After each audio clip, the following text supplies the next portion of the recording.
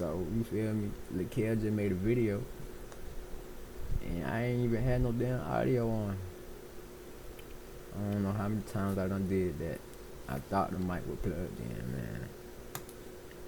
We gonna take that L for this morning, and we just gonna make another video. We ain't gonna trip about it.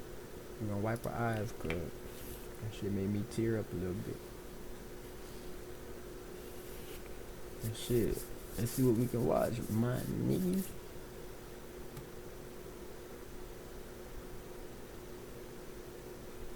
This one, God said this one. Welcome to Action Park, the world's wildest amusement park, and probably the deadliest. Guests regularly get launched off rides. They dislocate their shoulders and lose their teeth. How do y'all feel about roller coasters and theme parks and things of that nature? You feel me? Like, I ain't gonna lie, the ones that come to my city, I ain't really heard nothing bad happen. But I am realizing they've been using the same equipment since I've been a jit. Since I've been a kid, they've been using the same equipment. So I ain't gonna lie, I've been backing up off them rides. Like, I ain't even been tripping on no ride lately. If I go to the fair, I might go just to get outside and eat some food. But y'all scared of the theme parks? Y'all getting on a roller coaster? Y'all getting on anything high at a theme park? Them swing things, I ain't gonna lie, actually, them might be the riskier ones. Now that I'm thinking about it, I got on a swing, you know, the swing that go around, that bit high as fuck. That might be the riskiest one I got on, I ain't gonna lie. You just strapped to a fucking chained ass seat. I'm not getting on that shit no more. Or even their fingers. They break their noses, get electrocuted, and wade in snake-infested waters. This shit is There's more beer for sale than there is ice cream. Guests regularly dare each other to attempt things they probably wouldn't while sober. Often, they come close to drowning. On a normal day, the pool's lifeguards have to rescue up to 30 people. Every year, hundreds or more are seriously injured. Emergency services see up to 10 park-related incidents per day. The nearby hospital gets so overwhelmed that the park has to buy them extra ambulances. The park's Cause this nigga is just naming shit. He said extra ambulances. This nigga said snakes. This nigga drowning, falling off roller coasters. Niggas dying. Nigga, I'm at 5 fingers already, cause I can keep going. I broke that mic, but I ain't gonna keep going, cause we see what's going on. Unwritten motto: no risk, no fun. Safety protocols are basically non-existent. Oh. The staff is mostly in their teens, and often intoxicated. Oh. And people love it. The park has over 10,000 visitors per day, around 1 million annually. Over the park's 18-year run... I'm sorry if I keep pausing. We at 1 minute, but I was going to say, don't click off, bro. I was going to say, if they come into this, they must know how risky it is, and they just enjoy it. I was going to say it on everything. I was going to say it. Bro, I was going to say it. 6 people never made it home alive. Action Park also sported some of the wildest, most poorly designed amusement park rides the world has ever seen. Behind it all was a ruthless park owner who would stop at nothing. A con artist who flouted rules, laws, and the most basic safety measures. So what were the park's most dangerous attractions? How did so many visitors end up injured or dead? And if there were so many scandals, how did the park keep running for nearly 2 decades? That's what I'm saying. And why would you keep coming back? And almost every year somebody died. 1 year, 1980 something. The next year, like, come on, boy. I just wanted to die. I would skip this, but it gives you time to talk to y'all. You feel me? Like the video, make sure y'all subscribe. But I really fuck with that YouTube shit. Back to the video. Hey, this is Jonas. You might recognize my voice. I'm the guy with the accent and one of the founders of Fern. The guy you heard in the intro just now is Don. He's one of our most prolific writers, a native speaker, and blessed with a much smoother voice than mine. Going forward, he'll narrate some of our content to let me focus more on editorial work. You'll still hear me and Hook, of course, we're just mixing it up a bit. We know change can feel weird at first, but please give Don a shot. He's really good. And with that, back to you, Don. I'm fucking with Don. Thanks, Jonas. A large part of our research Don also probably making money off this shit too, so that boy just putting on his bro. If that is his bro, hey, I'm fucking with Don. is based on the book Action Park by Andy Mulvihill and the HBO documentary Class Action Park. You can find links to both in the description. This is Eugene Mulvihill, known as Gene. He created Action Park. In the early 70s, Gene grabs Wall Street by the horns and gets rich on penny stocks. He knows everyone on the stock exchange and is acquainted with the likes of Donald Trump. Rumor has it he knows people in the mob, too. On Wall Street, Gene starts a securities company and hires his old friend, the financier Robert Brennan. In 1973, the Securities and Exchange Commission shuts down their company for stock manipulation and securities fraud. Their reputation is ruined, and they need a new venture. Gene pours money into a struggling ski resort in Vernon Valley, New Jersey, a prime location less than 60 miles from New York City. He sees its potential to grow into a tourist hotspot, resorts, clubs, casinos, and malls, the Las Vegas of the East Coast. At the heart of it all, an amusement park unlike anything the world has ever seen. Gene begins transforming the ski resort. Never mind his lack of experience in running or designing theme parks. He makes up for it in audacity and vision. And his buddy and former business partner, Rob, keeps the This nigga thinking about battle tanks. cash flowing. Soon, Action Park is ready to launch. He just want the money, bro. Here's an overview of Yeah, Action fuck Park about in its nobody. heyday. It has three main parts: Alpine Land, Water Park, and Motor World. For teens in the tri-state area, braving the rides is a rite of passage. That includes the park's most notorious ones. And according to former employees interviewed in the documentary Class Action Park, many of these rides weren't even designed by actual engineers. Some were designed by Gene himself, others by unqualified amateurs. But that doesn't worry guests like 15-year-old Derek here. We'll follow him as he takes on some of Action Park's key attractions, in order of escalating risk. Right now, he's 2 beers into his day, waiting in line for battle action Don't tell me this is Jit that's about to die. Is that what he just said? tanks. On paper, battle action tanks is basically bumper cars. In practice, Tell you it's the more risk. like Wimbledon meets There one of go the the battle hairier tank battles thing. of the Vietnam I War. ain't gonna talk over you. Riders climb into camouflaged Nigga talking over me. There go the battle tanks, Jit withdrawing. four-wheelers protected by chicken wire cages. Each is powered by a motor, controlled with a joystick, and decked out with a working cannon. The goal is to fire tennis balls at other tanks. Around the arena, spectators man cannons of their own. If they hit a tank directly, it blasts into a tailspin. This is Derek's first ride, just a warm-up. The tennis balls are fired at an insanely fast 160 kilometers per hour, and employees have to run onto the battlefield to collect stray balls. Many riders love taking this opportunity to target them. If anyone scores a direct hit to an employee's groin, the crowd goes wild. What the fuck? Gene loves watching this gladiatorial combat. He's often found soaking up the battle vibes from the sidelines. It's also where he likes to assign his chronically late employees as a punishment. According to Class Action Park, many of the staff Why they allowing aren't this? trained professionals. They're teenagers, some as young as 14. That's on brand for Action Park, where ignoring rules is part of the park's identity. Plus, I'm sorry, I had to pause. We ain't inviting. If you 14, you definitely not supervising no water station. I guess this is okay. You just picking up balls and shit. But the nigga did say it was teenagers over there, you feel me, at the water station, and they drunk, cause of, like, yeah. teenagers are cheap labor.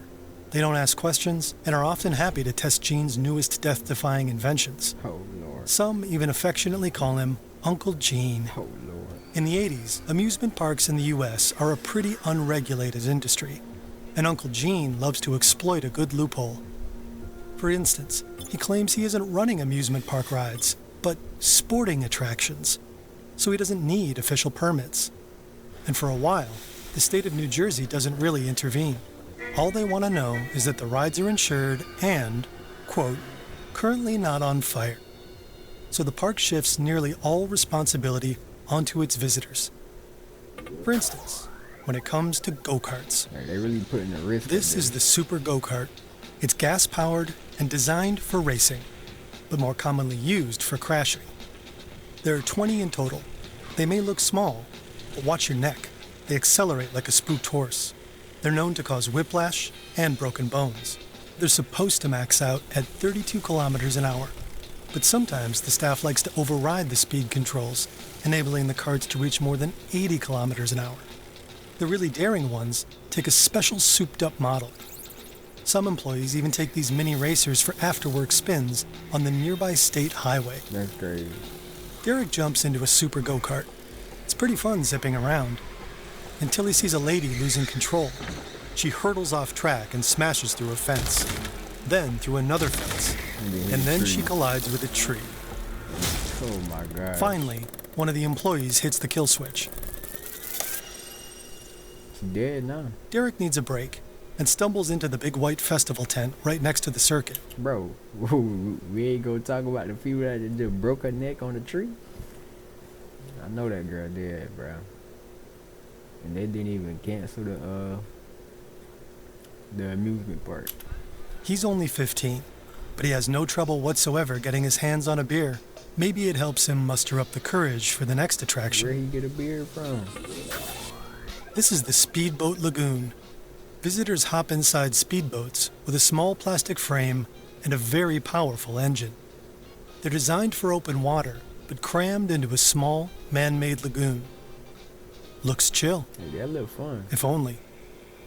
Everyone knows it's full of snakes, gas from leaky boat motors, and dead fish. Damn. Derek quickly realizes no one's here to pilot the boats. They're here to crash them. Everything just bad. He's just about to climb in when, bam! Another boat smashes into the side of his. It knocks the wind out of him, and he topples out of the boat. Knocks the wind out of you while you're going into the water? Oh, hell no. You immediately drowning shit. Straight into the murky lagoon. And nigga just said he got snakes. The water is greasy. Is that motor oil? Disgusted, he fishes himself out. As he does, something slithers across his thigh. That quick?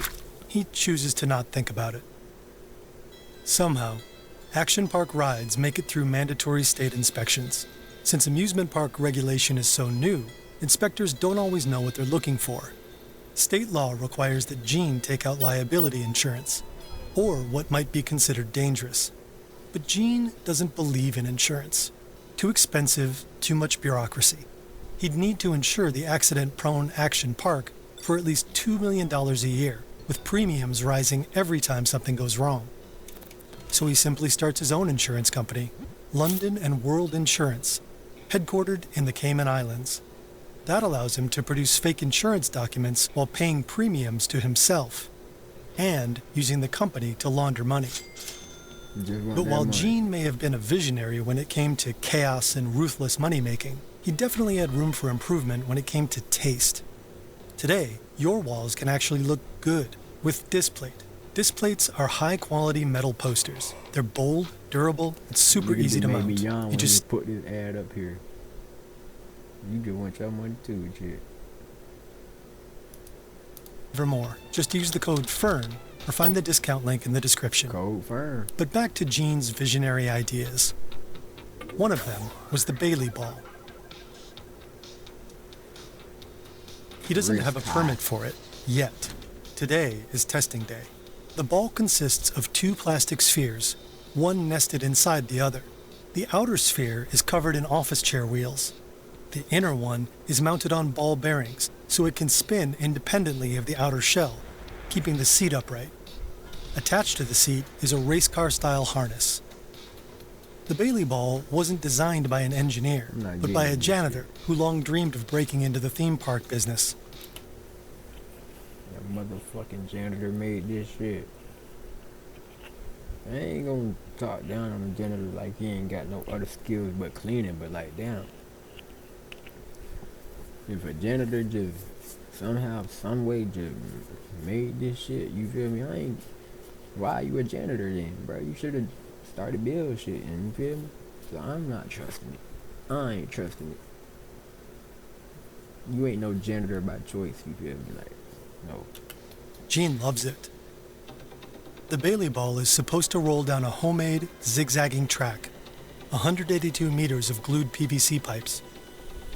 This is the test pilot, Frank, a regular employee that Gene convinced to do the job by slipping him $100.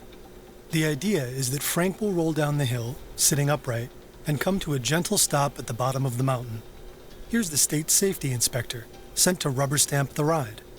As long as it doesn't scream instant death, the Bailey Ball will be cleared for use by the public. Frank is strapped in a ball, ready to launch. For the first few meters, it's all going according to plan. Frank's rolling smoothly, and he's still upright. But nobody accounted for the laws of thermodynamics. The problem with PVC in the hot sun is that it expands rapidly. The plastic track that was supposed to give the ball direction has bulged and warped. Frank doesn't even make it through the first switchback. It hurtles off the track and starts rolling down the hill, rapidly gaining speed. The safety inspector can only watch, frozen in horror. The ball hurtles down the hill and flies off park ground. And this is what I'm saying. You want a nigga to test it, but when it testing, testing, it mean you testing. It might not be all the way 100%. So if something go wrong, like, y'all not gonna have nothing ready for me? Y'all not gonna have nothing ready to save me though? Like, that's what I'm, yeah. They just said, okay, if the shit go wrong, we fuck it. We got nothing to do with it, man. It's now headed for the road. Cars honk and screech to a halt. Somehow, the ball avoids any collisions, and eventually, it crashes into a pond. Frank emerges, dazed and sputtering, with blood on his shirt, but alive. The inspector does not grant Gene approval for the Bailey Ball, but plenty of other rides do end up going live. By the mid-70s, Action Park boasts about 50 attractions. Around 1 million people visit the park every year. It's a genuine boost for the local economy. At the time, even Donald Trump considers investing in Action Park. But apparently the concept is too crazy, even for him. The park's ads run non-stop on New York television, luring in city kids eager to blow off some steam. Some do it by flying through the air on a Tarzan swing. Imagine you're holding 6 meters of rope. The pool beneath you is 4.5 meters deep. The Tarzan swing may look like a simple rope swing, but later on, it'll be one of the first rides the state shuts down for good. Right. Braving this swing is a rite of passage. Mess this up with a belly flop, and you'll never live it down. Derek isn't worried. He's a great swimmer. He grabs the rope, swings far out over the pool, and lets go. The second he hits the pool, everything shuts down. Right. He's just plunged from 35 degrees Celsius air into bone-chilling 10 degrees Celsius water.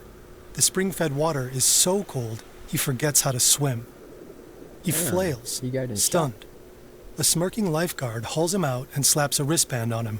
Scrawls across it are the letters CFS, shorthand for can't fucking swim. Damn. Later, he'll learn that the cold water was such a shock to one swimmer's system that he went into cardiac arrest and died. Huh? Let me play that back. That he went into cardiac arrest are the letters CFS, shorthand for can't fucking swim. Later, he'll learn that the cold water was such a shock to one swimmer's system that he went into cardiac arrest and died. Like this, how is this water even that cold though? Anyway, somebody died by a cardiac arrest. Cause the water too cold. Cases like this should be covered by Gene's liability insurance, But London and World Assurance, the company allegedly backing Action Park, How was this shit still running? doesn't really exist. In 1984, the authorities catch on to his scheme. He pleads guilty to fraud and is slapped with $300,000 in fines and 3 years probation. He's also ordered to sell the park. Man, shut that shit down. What are you talking about? According to selling? Class Action Park, Gene doesn't have the slightest intention of doing that. So far, he's been renting part of the property from the state of New Jersey. To provoke officials, he reportedly stops paying his bills and ignores their letters. After some back and forth, New Jersey agrees to sell him the land for a steal, allegedly just to get him off their backs. Gene wins and goes on to further expand his park. What? So this nigga got the whole land to himself? What in the world? After that, I'm tearing down the whole motherfucking park. And I'm building me a fucking... What? Shit. Fuck that park, man. That shit finna get shut down anyway, bitch. And I don't want to keep having people die. But he don't give a fuck about nobody dying, so he just gonna keep running the park. This might be the single most ludicrous ride in Action Park. Gene himself designed it, on a cocktail napkin. It's a ride to be endured, not enjoyed. It's called the Cannonball Loop. The idea is simple. A water slide about 5 stories tall with a 360... Come on, man. Who the fuck in the world is finna go around? I don't even think that's possible. How is that possible? Definitely in no 1980s, cause there ain't no fucking way a nigga is going down that slide that fast that he can go around the loop. No, there's no possible way. If anything, them niggas going up, and when they get about right here, oh, I'm over here, like right here, them niggas falling. So, falling on their fucking back or some shit. 60-degree loop at the end. But the park keeps having to tweak the design, since the crash test dummies it uses for testing tend to emerge headless. Derek watches the guy in front of him enter first. A few seconds later, he's spit out into the pool. Head first, but alive. That's good enough for Derek. The lifeguards hose him down. Friction is the enemy here. Momentum is everything. This isn't just about fun. He can't afford to lose any speed, or he might not make it through the loop. Derek's heard the horror stories. Guests who dropped straight down inside the slide and slammed face first into the fiberglass, finally emerging into the landing area bloodied and toothless. And the guests who followed them, who emerged covered in cuts and bruises caused by other people's teeth still embedded in the slide. Derek's getting cold feet, but he can't back down now. Not if... This look like the driest slide I have ever seen. Please tell me I had some motherfucking water in that bitch. That bitch looked drier than a motherfucker. The Tarzan swing incident. Come on, man. He shoots into darkness. It's fast, brutal, and then he hits the loop. He crawls out dazed, bleeding from the elbow. But at least he's alive. The authorities only require Gene to report. At least you alive if you make it out, nigga. If you make it out any ride at this bitch,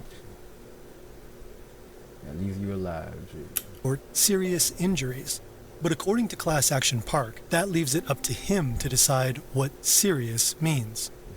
No one knows how many people have actually been hurt at Action Park over the years. When victims or their families sue the park, Gene almost always refuses to settle. Instead, he drags them to court, knowing that trials are often expensive, tedious, and emotionally exhausting. Many families aren't willing to go through that. Gene reportedly wins the vast majority of these cases. On the rare occasions he loses, he stalls on making any payments to the victims, sometimes until law enforcement orders him to. U.S. Marshals allegedly come knocking on his door at least twice. That boy only want money and he's stingy with his money too. This is the Alpine Slide.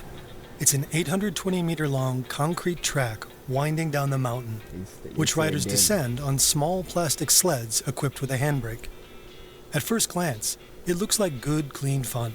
It's marketed as safe for grandparents and infants. But in reality, the Alpine Slide will rack up more injuries and lawsuits than any other ride in the park. The sleds have two speeds, painfully slow, or what employees call death awaits. Riders switch between these two states with a simple handbrake, if that brake happens to work. The concrete course makes for a rough landing, especially for guests wearing only swimsuits.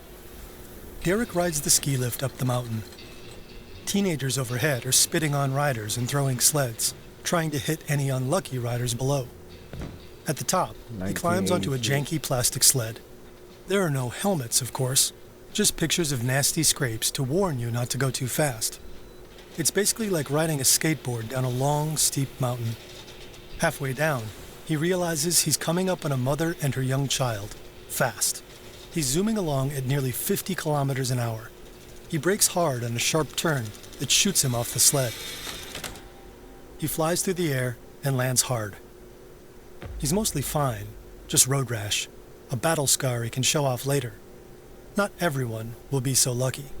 In 1980, the Alpine slide claims Action Park's first life. 19-year-old George Larson is hurled off his sled and slams his head against a rock. Allegedly, this rock had already been flagged for removal, but Gene and his team ignored it. That sounds straightforward. The park is to blame for Larson's death. But Action Park argues it wasn't the slide that killed Larson, it was the rock. So technically, the ride itself is safe. According to Larson's family, the press has fed a version claiming George rode the slide at night in the rain. But the accident actually happened during normal operating hours and in good weather. The case never goes to court. Action Park quietly settles with the family for $100,000. The Alpine slide stays open. That shit crazy. The deadliest ride in the park might not be what you'd expect, and that might have been what made it so dangerous. Not the souped-up go-karts, not the deadly looping water slide. No, the attraction that killed the most people was the wave pool, also known as the grave pool. It may look harmless, inviting even, but this is no kiddie pool. It's a massive pool that can hold about 1,000 guests. It's about 30 meters wide and 7. I'm definitely not getting in no pool with 1,000 motherfucking niggas peeing in that bitch. And everybody got a floaty too, so if you don't got no floaty, you might end up under somebody floaty. And they feel your ass, but they just don't give a fuck. They ain't gonna give a fuck. They feel your ass under there drowning. They ain't gonna give a fuck. 76 meters long. Giant pressure chambers generate artificial waves up to 1 meter tall. They also produce a strong riptide. The deep end reaches 2.4 meters. Derek doesn't know all this. The water sparkles. Music plays. The pool almost looks relaxing. He wades in and is immediately sucked under by the current. Yeah. He surfaces, gasping, to find hundreds of people thrashing around near him. It feels like an artificial ocean, so a lot of people expect salt water, but they're wrong. The pool is filled with fresh water, so it's less buoyant and easier to sink in. And half of the people in it are drunk. A guy near Derek Being drunk in a pool is crazy. is flailing around. Derek sees one lifeguard dive in for a save, then another. Behind him, someone is pulled out on a stretcher. They're the second one today. The pool is deceptive, even for strong swimmers. The waves come on unexpectedly, and panicked swimmers often clog the exits. 12 Red Cross-trained lifeguards are stationed at the pool at all times. But because the pool is so densely packed, and the water so murky, it isn't always easy to tell when someone is drowning. Throughout the 80s, 3 people drowned in the wave pool. A 15-year-old boy and 2 young men aged 18 and 20. In the end, 6 people die at Action Park. 3 in the wave pool, 1 on the Alpine slide, and 1 on the Tarzan swing. The 6th victim was an unlucky kayaker who capsized, stepped on a live underwater wire, and was fatally electrocuted. Like, come on, bro. With that many injuries and deaths, the park should have been shut down long ago. Long ago. So why did it stay open for so long? Nigga, you tell me.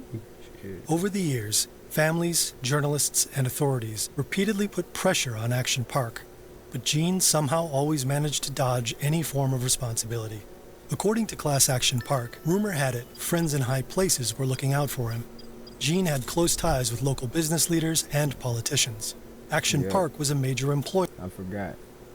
Jit knew people. We said that at the beginning. Jit knew Donald Trump. Jit knew another million billionaire shit. Here in the area. And Rob, Gene's generous money man, was always just a phone call away. Whenever he was under attack, Gene fought back, sometimes with sketchy methods. One journalist alleges that, when Gene was faced with criticism, he retaliated, phoning her boss and ultimately getting her fired. And when a man Gene owed money wanted to claim it, Gene reportedly threatened to hire a Russian hitman to kill him and his family. Gene went on like this for years, dodging his responsibilities and delaying settlement payments. He embodied the Reaganomics spirit of the 80s, minimal government intervention, and a belief that deregulation was the key to innovation. But that changed in the 90s. The lawsuits kept piling up, earning the park its nickname, Class Action Park.